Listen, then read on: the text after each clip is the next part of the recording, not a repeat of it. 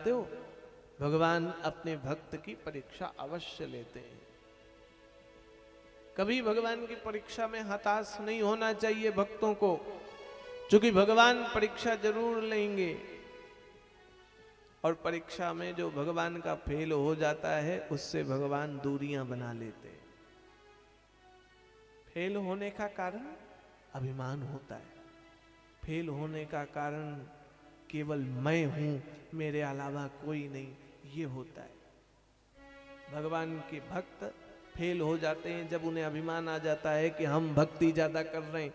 भगवान के भक्त फेल हो जाते हैं तब जब उन्हें लगता है हम व्रत ज्यादा कर रहे हैं। भगवान के भक्त फेल हो जाते हैं जब उन्हें लगता है हम माला जाप ज्यादा कर रहे हैं। भगवान के भक्त फेल हो जाते हैं जब उन्हें लगता है हम कथा में सबसे आगे आते हैं। श्रद्धा दूर हो जाती, भक्ति दूर हो जाती है और धारण कर लेते हैं हम अभिमान का। और अभिमान कलयुग का सूचक है।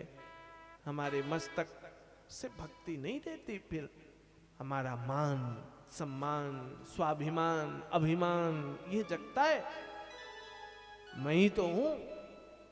अभिमान में क्या चाहिए? मान सम्मान, हमारी प्रतिष्ठा हो। जानते हो भगवान ने जगाया गोपियों का अभिमान। समाप्त नहीं हुआ था, जड़ से समाप्त नहीं हुआ था गोपियों का अभिमान। भगवान ने कहा हाय सुंदरी, तू सामने जो बैठी है बड़ी सुंदर लगती है। अब तो जिसको भगवान ने कहा वो तो गुलगुला गई एकदम रसगुल्ले जैसी। भगवान ने सुंदरी कह दिया और अगल बगल वाले कहने लगे हम सुंदरी नहीं है क्या? भगवान ने कहा अरे सुन तो सही, लेकिन तुम सब में ये जो है ना, जिसके गाल टमाटर जैसे लाल लाल हैं, ये ज्यादा सुंदर है। अब तो भैया उसको लगने लगा कि समस्त गोपियों में हम ही तो सुंदर हैं।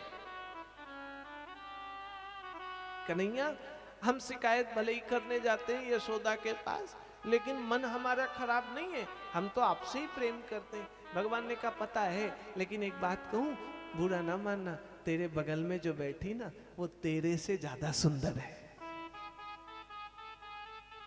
तेरे बगल वाली। अब जिसको सुंदर बोला था वो तो 7वें आसमान पर चढ़ पड़ी, और जब कह दिया तू सुंदर है लेकिन तेरे बगल वाली ज्यादा सुंदर है, तो भैया बगल वाली तो 14वें आसमान पर चढ़ गई, क्योंकि 7 तो चढ़ ही चुके थे। और जो 7 पर चढ़ी थी वो 7वें आसमान से जमीन पर, मैं सुंदर नहीं हूं क्या? भगवान ने कहा मैंने तो कहा तू सुंदर है, लेकिन तेरे से सुंदर वो है ना, उसकी आंख देख, उसकी शक्ल देख, उसका रूप देख, गोरी है, सुंदर है। अब तो भैया जो अगल बगल बैठे थे बोले ये कन्हैया सच में बड़ा मन का काला है। शरीर का काला भी है, मन का काला भी है। क्यों? हम सुंदर नहीं क्या? रोज माखन खिलाते, रोज बुलाते, रास रचाने के लिए बोलते, हम इन्हें बचाते। भगवान ने कहा नाराज क्यों होती हो?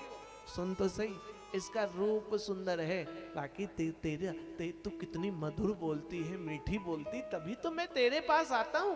ये सब दिखने में सुंदर है, मन से तो काली है। अब जो 14वें आसमान पर थी वो तो गिरी नीचे धड़ाम से,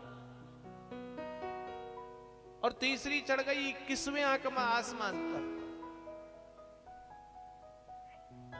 इसलिए जानते हो अभिमान हमें गिरा देता है।